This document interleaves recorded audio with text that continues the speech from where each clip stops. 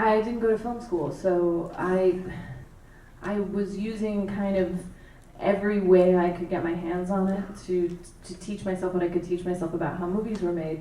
And I was lucky enough to do that on a lot of different kinds of films with a lot of different directors as an actor and also a writer and producer. And I think when I was done with this script of Ladybird, and I started writing it, I think, sometime right after Noah Baumbach and I had finished shooting and making Mistress America, I started writing this. And when I had a pretty good draft of it, I had my, it's now or never.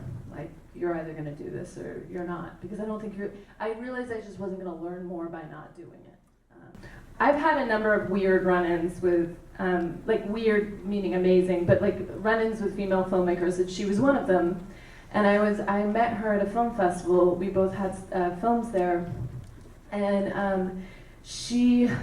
I cornered her, as I do, and I was asking her about writing, and I was asking about what her writing process was, because I was writing a lot, and I was sort of like, you know, like those questions like, and do you do it longhand, and how many hours do you do it, and when do you go back and revise? And I was just kind of getting into like what her process is. And then she grabbed me and stopped me and said, why don't you ask me what you really want to ask me about?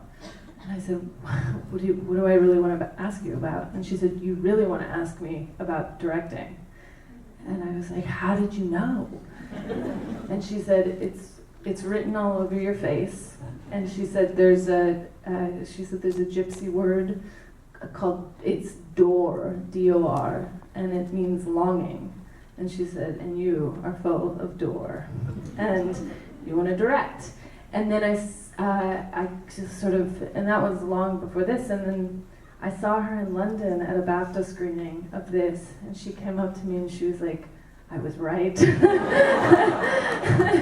and then, you know, I had other things like, Miranda July, who's an artist and writer and director, I met her through friends, and I had dinner at her house, and she said as I was leaving, she was like, I have these pair of shoes that are a little too big for me. Do you want to try them, see if they fit? And they fit me. And then if, like 6 months later, Rebecca Miller did the exact same thing to me. She said, I have a pair of shoes. And I was like, okay. I was like, I understand, universe. I was like, you needed to send me like 3 women who were like, have my shoes and just stop lying.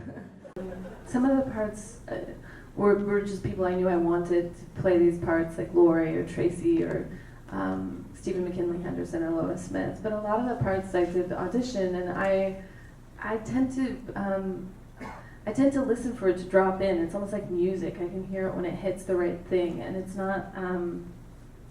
It's hard to describe, but it is like listening for a musician getting something correct. But it's different. It's different than you could have imagined it, but it's in the rhythm that you wrote it.